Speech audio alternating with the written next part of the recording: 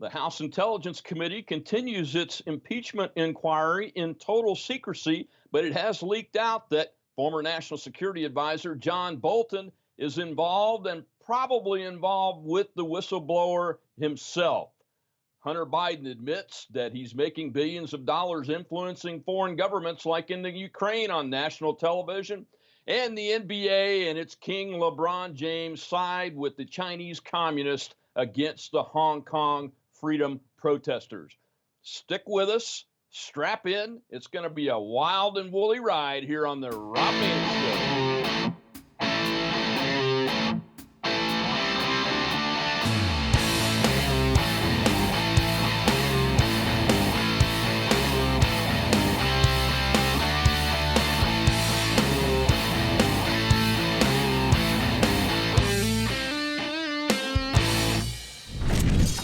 Politicized intelligence is in the news again as the House Intelligence Committee conducts a totally secret impeachment inquiry, and the National Security Council and John Bolton appear to be involved. Hunter Biden admits he was using his family's name to make a lot of money in Ukraine and China, and the NBA is supporting communist China's oppression against its citizens, and its president, Xi, warns any effort to split China will end with bodies smashed and bones ground to powder. House Democrats continued their Intelligence Committee-based single-party impeachment inquiry this week. The committee chair has refused to allow public testimony or to release the transcripts to the public. Of course, the process violates every precedent set in previous impeachment efforts and prevents the establishment of fair rules for the opposition party and shreds the right to due process of President Trump. The executive branch has stated it views the inquiry as unconstitutional and has refused to cooperate. Related to the impeachment inquiry, Vice President Joe Biden's son, Hunter, has admitted to ABC News that, quote, "It is impossible for me to be on any boards without saying that I'm the son of the Vice President of the United States. Lots of things would not happen in my life if my name wasn't Biden," unquote. That startling admission confirms what investigations by Rudy Giuliani, the president's attorney, into business dealings of the Biden family in Ukraine are focusing on, and why the administration is also concerned about Biden's China business too. Speaking of China, LeBron James of the NBA has publicly taken a stance defending the largest communist government in the world and its attempts to silence Americans in the NBA who supported the Hong Kong freedom protesters. James is taking sides with a government that has killed millions of its own citizens and currently has millions of them in re-education concentration camps simply for their religious beliefs. The ridiculous nature of James and the NBA's stance shines brightly when contrasted with their support of virtually any negative comments from their members about the United States of America. American veterans are stepping up around the country to step into the political arena, and our guest this week has a unique background to offer voters as he runs for a seat in the U.S. Congress. John Castorani is an Army veteran, a career intelligence officer specializing in counterterrorism, and now running for Congress in Alabama's District 1, an open seat in 2020 currently held by Bradley Byrne. John, welcome to the Rob Mann Show. Well, welcome Army veteran and career intelligence officer John Castorani, who has recently, as of right a moment ago, become a candidate for the U.S. Congress in Alabama's 1st Congressional District to replace incumbent Bradley Byrne, who is retiring. John, welcome to the Rob Mann Show. Hey, thanks, Rob. Thanks for having me. All right, I have to ask this question first. Why in the heck are you jumping into the political arena swamp? Yeah, Rob, I think it started in the special election for old Senator Sessions' seat when we saw the infamous Judge Roy Moore lose to a Democrat for the first time since 1995. And that doesn't happen in Alabama. And I saw that Congressman Byrne was taking the Senate route and stepping out and relieving himself from the seat. I saw there was one opportunity for me to continue serving my country. I'm tired of the partisan politics. I'm tired of the politically elite individuals who I'm running up against.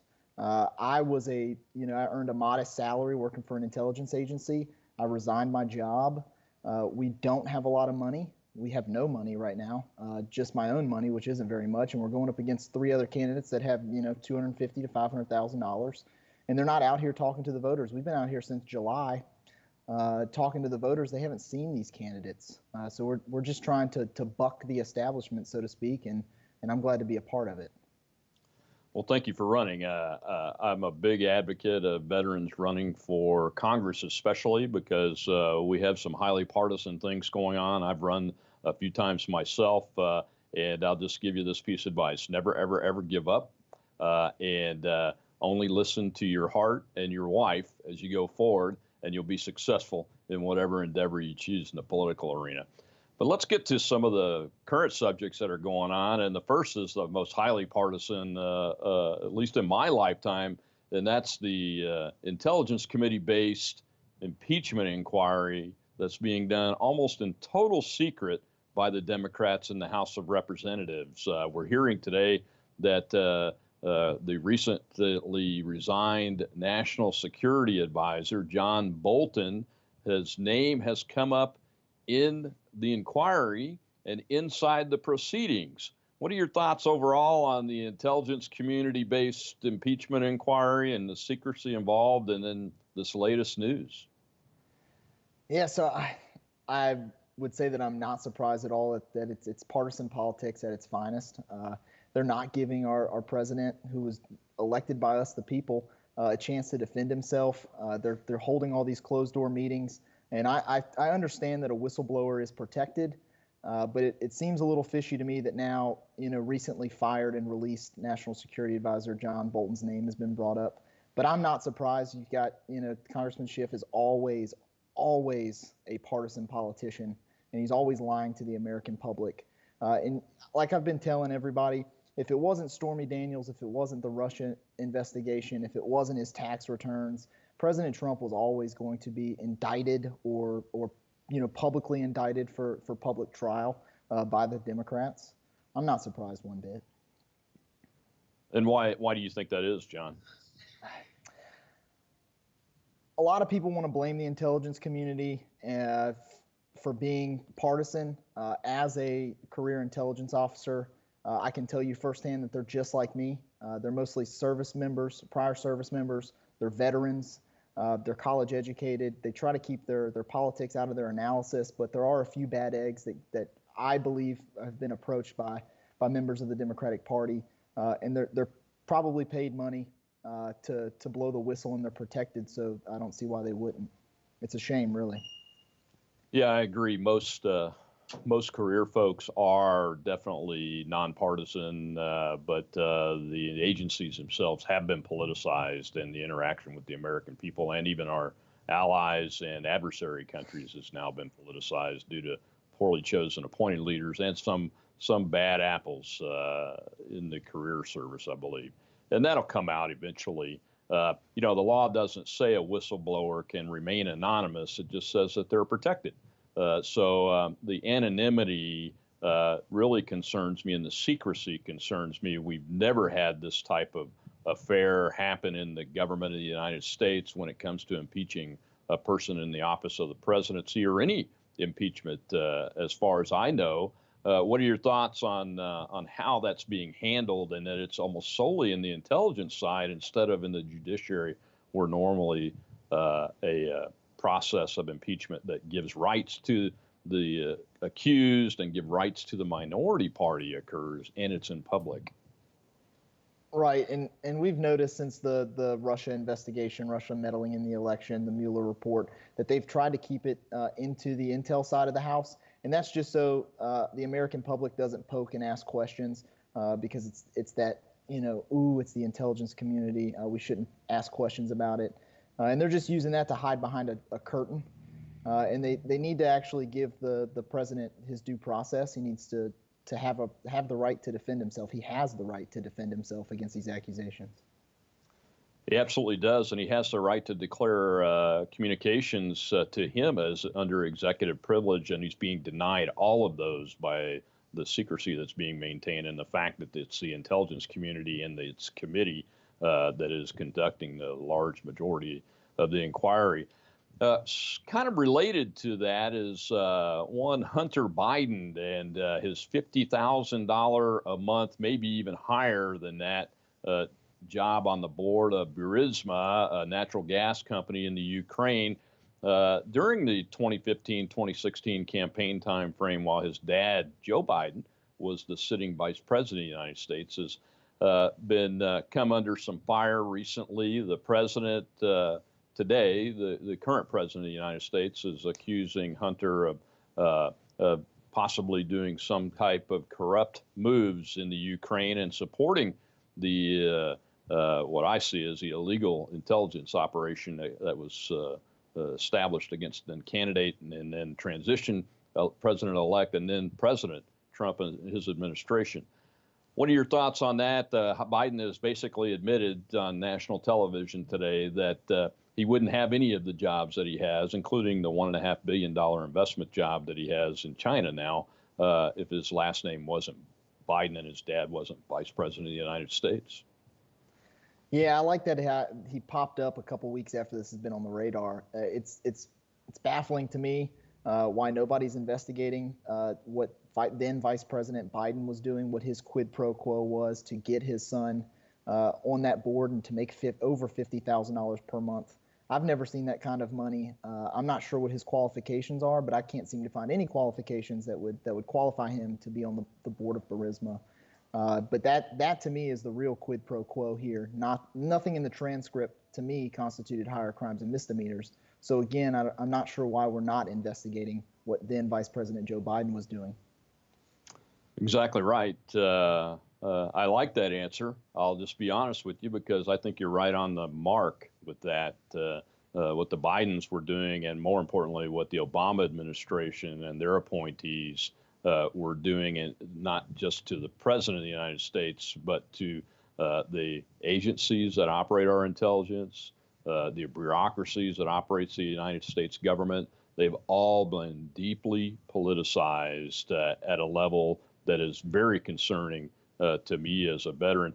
As a veteran, how do you feel about the media defending Hunter Biden when it's brought up that he was kicked out of the United States Navy for drug abuse? I think it's common knowledge that he's a crack cocaine addict and was really booted out of the U.S. Navy for violating the UCMJ and being a drug addict. Right. Yeah. So that's typical traits of a trust fund baby, which Hunter Biden definitely is. I think that each branch of service has their own UCMJ policies, but there's one common denominator there, and that's drug use is not prohibited or is not allowed. Excuse me. We're drug tested. I was drug tested at least once a month while working for the agency, and then when I was in the service, it was about every 6 months, maybe once or twice a year, maybe. So I have no idea why the media, the mainstream media, is defending what he did. He got kicked out. He couldn't cut it. So, I mean, but that qualified him for $50,000 a month at Burisma. I'm still baffled by it. Yeah, it's baffling until you realize that there absolutely probably was some sort of quid pro quo going on, and also in communist China when he was successfully allowed to enter a $1.5 billion investment firm.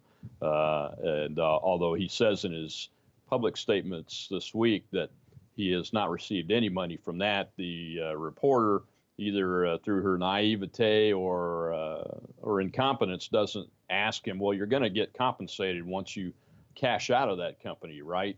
That's when you get your money in this type of agreement, right? And that's exactly when he will get his money.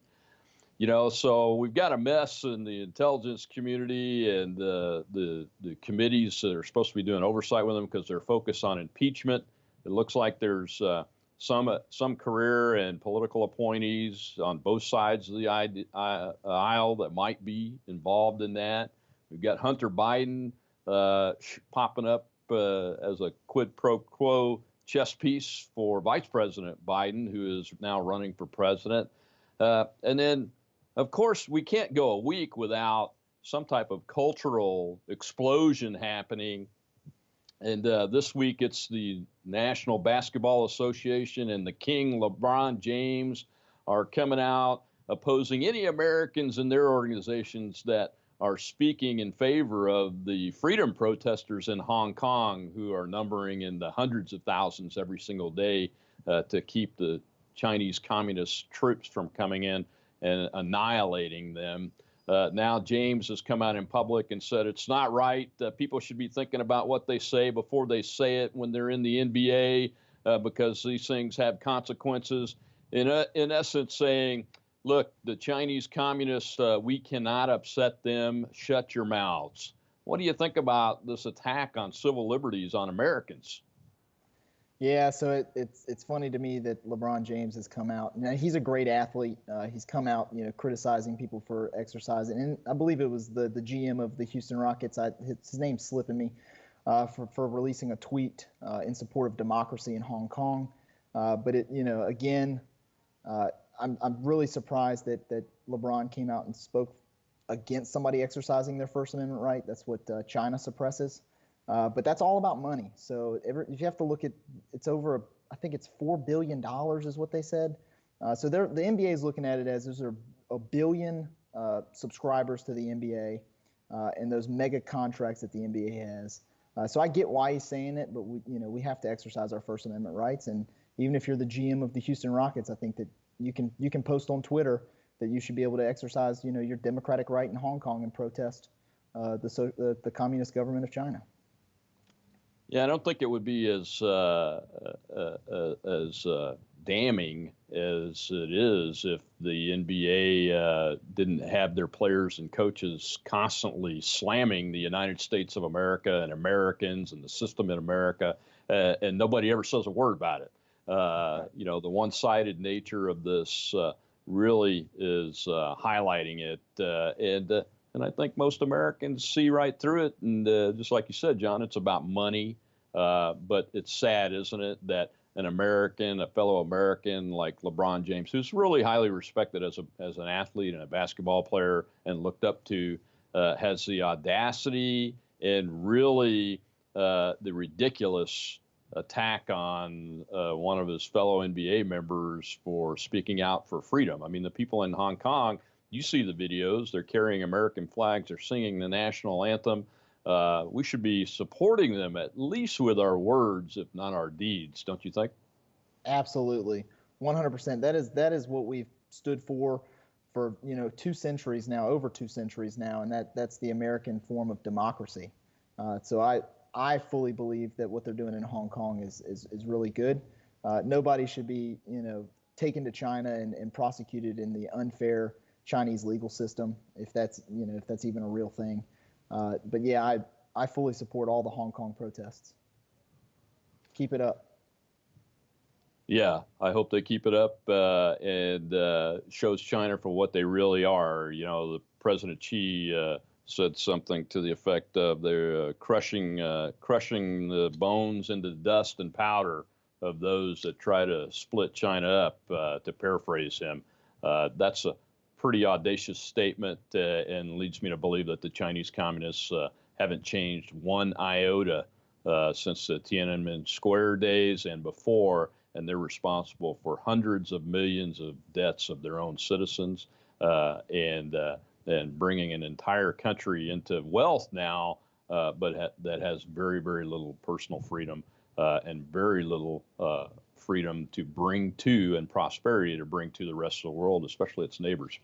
So tell us how we can find you and donate to you to help your campaign. Absolutely. So it's Castorani for Congress. That's Castorani, Castoraniforcongress.com. And all of my social media handles, whether that's Twitter, Instagram, or Facebook, is JOHN CASTORANI, John Castorani, one word.